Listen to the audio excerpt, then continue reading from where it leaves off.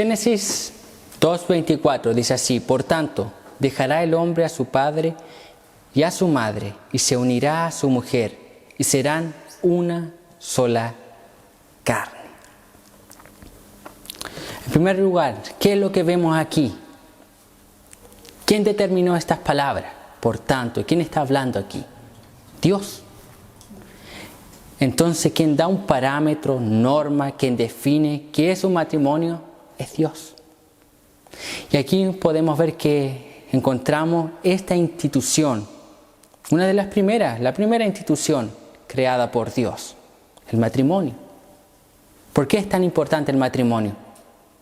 Porque toda sociedad se sustenta en base a una familia. ¿Y qué constituye una familia? Un matrimonio de un hombre y una mujer. Fruto de ese matrimonio nacen hijos. Entonces toda sociedad es constituida de un matrimonio. Y el matrimonio es instituido por Dios. Quien habla aquí es Dios. En primer lugar, nosotros debemos entender que el matrimonio es voluntad de Dios. Fue instituido por Dios. Y Dios en el huerto del Edén dijo que no era bueno que el hombre estuviese solo, por lo cual Él le daría una ayuda idónea. En primer lugar, Dios instituye el matrimonio. Y los mismos relatos de Génesis dicen que cuando Dios creaba algo, y dice el texto de Génesis, y vio Dios que era bueno. Y lo mismo sucede con el matrimonio.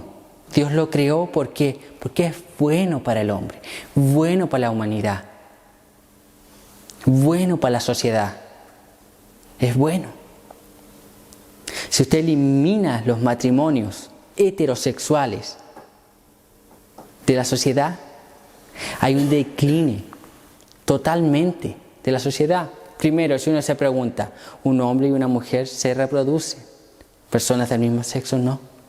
Entonces, cuando se determina así, se está condenando a una sociedad. Y Dios instituyó el matrimonio. Viene dado por Dios. Yo sé que el matrimonio es impopular. Nosotros estamos inmersos en una sociedad, en una cultura donde el matrimonio es impopular. Cuando alguien habla de matrimonio es motivo de burlas, de bromas. ¿Por qué? La cultura del mundo, la cultura. Sin embargo, Dios dijo que era bueno. Y no tan solo Dios no dijo simplemente creó y dijo que era bueno. No, Él dio parámetros, normas. Y ahí está el problema con la sociedad. ¿Por qué la sociedad ve el matrimonio de una forma equivocada? O sinónimo de matrimonio es fracaso. ¿Por qué? Porque no atiende a las normas, los principios que Dios ya dejó establecidos. Simple. Y dentro de este pasaje hay varios principios. Primero dice el texto, por tanto, dejará el hombre a su padre y a su madre, y se unirá a su mujer, y serán una sola carne. En primer lugar, dejará el hombre. La Biblia no dice que un joven se va a casar. La Biblia no dice, y dejará el joven, y dejará el niño. La Biblia dice, y dejará el hombre. Hombre. Hay normas, patrones, conductas que definen a un hombre. Entonces el matrimonio no es para niños. El matrimonio no es para personas irresponsables. Un hombre es responsable. El patrón bíblico, cuando vemos en toda la escritura, un hombre es responsable. Por eso que el texto dice un hombre y no un niño. No una niña tampoco, que se va a unir a una mujer. Es una relación que inicia entre un hombre y una mujer. Y aquí también veo otra cosa más, otro patrón, que Dios en primer lugar coloca al hombre para unirse a la mujer. ¿Por qué? Porque el hombre es cabeza. El hombre fue creado por Dios para liderar y la mujer para auxiliarlo a él en esa lideranza. Y ambos caminan juntos para glorificar a Dios. Ahora, Dios demanda en primer lugar, dice, el hombre dejará. ¿Quién toma la iniciativa en una relación amorosa? El hombre, jamás la mujer. Es el hombre quien va. ¿Por qué? Porque la Biblia dice, el hombre dejará. El hombre es cabeza, el hombre es líder, el hombre es responsable. Él tiene que ir detrás de la mujer. Cuando vemos que la mujer va detrás de un hombre en toda la Escritura, es una mujer inmoral, dice la Biblia. Proverbios capítulo 7. Proverbios capítulo 3. Describe la mujer inmoral, la que va detrás de los hombres. Entonces, según la Biblia, es el hombre que va detrás de la mujer. Y la Biblia define quién es un hombre. El texto dice, y dejará a su padre y a su madre. Ese dejará no quiere decir un lugar físico. Dejará para irse a vivir a otro lugar. Dejará para ir a vivir en otra casa. No. Ese dejará tiene la intención de ¿qué? Independencia.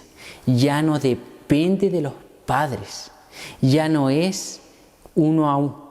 No tiene la misma responsabilidad con los padres que tenía antes. Él pasa de ser hijo ahora a ser esposo. Es otro rol. Deja ese vínculo. No quiere decir que deja de honrar padre y madre. No, deja ese vínculo solamente. Y el perfil que podemos ver aquí del hombre, o los requisitos, por lo menos hay 4 características que definen a un hombre, según la Escritura, y un hombre de Dios. 4. En primer lugar, ese hombre dice, y dejará a su padre y a su madre. Deja la dependencia. Entonces ya tiene la facultad de vivir por sí solo, de autosustentarse. Y eso es lo que la Biblia define del hombre. Una de las características del hombre que se va a casar es ser proveedor. Proveedor. No es responsabilidad de la mujer proveer para el hogar. Yo sé que se pueden llegar a consenso mutuamente, sí, pero la responsabilidad es del hombre. Nosotros como hombres debemos proveer. Nosotros como hombres debemos sustentar. Y el hombre debe tener un patrón mínimo de estabilidad económica cuando se va a casar. ¿Por qué? Porque la mujer en su casa lo tiene todo. Ahora cuando nosotros vamos a sacar a esa mujer de la casa, del lugar de confort que ella tiene, para guiarlo a otro lugar, tengo que tener el sustento mínimo para darle por lo menos una calidad de vida similar. Y no se necesita mucho dinero, no estoy hablando de mucho dinero, porque sus padres, nuestros padres, tienen la estabilidad económica que tienen a través de los años. No es de un día para otro, es lo mínimo. Entonces ese patrón, el hombre debe ser proveedor. ¿Qué más? Aquí se insta al hombre en primer lugar. ¿Por qué? Porque el hombre debe ser también protector. Protector. El hombre debe proteger a la mujer. La Biblia dice que el matrimonio es semejante a la unión de Cristo con la iglesia. ¿Cristo qué hizo por la iglesia? Dio su vida. Ahora, el ser protector quiere decir que tengo que morir por mi esposa. Si la situación así lo amerita, sí. Pero no es simplemente llegar a ese caso extremo, no. Es día tras día yo debo protegerla. Si alguien habla mal de ella, yo debo estar ahí, poniendo el frente. Stop, pare. Es mi esposa. Si alguien quiere hacerle mal, ahí sale el hombre. Ahí sale el hombre, a proteger a su esposa, cuidarla.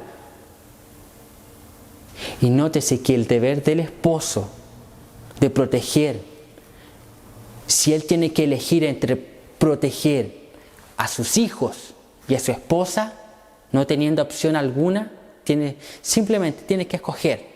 No tiene la chance de los dos. Es como el ejemplo que usa Paul Washer, que van en un barco, en un bote. Y si el bote se está hundiendo, y tiene por un lado a la esposa y al otro lado a los hijos, ambos están ahí. Y el bote solamente soporta o su hijo o su esposa, pero no puede ser ambos. Deber del hombre es salvar a la esposa bíblicamente, no a los hijos. Porque la Biblia dice que con la esposa es una sola carne, una unión mística, y no con los hijos. Y es el error muchas veces. Padres que aman más a los hijos que a la esposa. Esposas que aman más a los hijos que a su esposo. Está errado. Eso es pecado. Eso es faltar delante de Dios. Primero el esposo, después los hijos. Un orden. No estoy hablando de más o menos, no. Es un orden jerárquico. Primero el esposo, luego los hijos. ¿Qué más debe constituir el esposo? ¿Qué otra característica? El esposo debe ser un sacerdote. ¿En qué consiste la función del sacerdote o en qué consistía la función del sacerdote? Era interceder delante de Dios por el pueblo.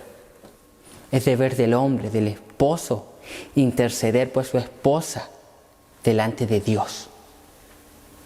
De orar por su esposa. Si la esposa tiene aquella falla, el deber del esposo no es salir murmurando de su esposa y contándole a medio mundo los errores. No, el deber del esposo es orar por su esposa, interceder por ella. Es el deber del esposo. Y por lo menos los dos deberes que cité anteriormente eran deberes naturales, físicos. Y estos dos deberes que voy a citar últimamente son espirituales. Interceder, orar por la esposa. ¿Cuál es la otra característica? Ser profeta. ¿Cuál era el oficio del profeta? Traer la palabra de Dios para el pueblo. Y la Biblia lo dice claro en Efesios, que el hombre debe lavar, purificar a su esposa. ¿Cómo? A través de la enseñanza de la palabra, a través de la exposición de la palabra de Dios. Es deber del hombre enseñar la Biblia para su esposa. En eso consiste. El hombre debe ser protector, proveedor, sacerdote y profeta. Ese es un hombre de Dios. Esas son las características del matrimonio. Eso es lo que Dios demanda del matrimonio. Y esa institución es santa, es divina, no es una invención humana, es una creación de Dios. Cuando vamos a leer enseguida todo el rito matrimonial, vamos a ver los beneficios de que nos ayuda, de que nos guarda. Y el amor del esposo, como decía anteriormente, con la esposa se asemeja al amor de Cristo por la iglesia. ¿Qué amor es ese? Es lo que dice Juan 3:16, porque de tal manera amó Dios al mundo que ha dado a su Hijo unigénito, para que todo aquel que en Él cree no se pierda, mas tenga vida eterna. Mas Dios muestra su amor para con nosotros en que aun siendo pecadores, Cristo murió por nosotros. No le amasteis vosotros a Él primero, sino que Él os amó primero. ¿Dónde? En la cruz, muriendo, siendo crucificado. Isaías dice que Él fue molido por nuestros pecados. Vea, eso es amor. ¿Quiere una definición de amor? Ahí tiene. Como decían algunos predicadores, en la cruz no se ve una definición de amor. En la cruz se ve una demostración de amor. Una demostración. Jesús no usó simplemente palabras vanas. No usó una filosofía más con respecto al amor. Él no usó simplemente argumentos. Él no solo enseñó, él hizo eso sí. Pero Él murió en la cruz por amor. Y es el deber del esposo, morir en la cruz todos los días, proteger a su esposa, proveer a su esposa, traer la palabra de Dios a su esposa, enseñar la escritura a su esposa. Eso es matrimonio. Eso es el esposo hermosea a su esposa enseñando el libro santo. Enseñando esto. ¿Por qué? Aquí enseña que la mujer no debe ser chismosa. Aquí enseña que la mujer no debe ser contenciosa. Aquí enseña que la mujer no debe ser envidiosa. Aquí enseña que la mujer debe trabajar. Aquí enseña que la mujer debe cuidar de su casa. Aquí enseña que la mujer debe cuidar de sus hijos. Aquí enseña que la mujer debe auxiliar, ayudar a su esposo. Y aquí también enseña que el esposo debe dar la vida por ella, debe protegerla, debe sustentarle. En eso consiste el matrimonio. En eso. En eso.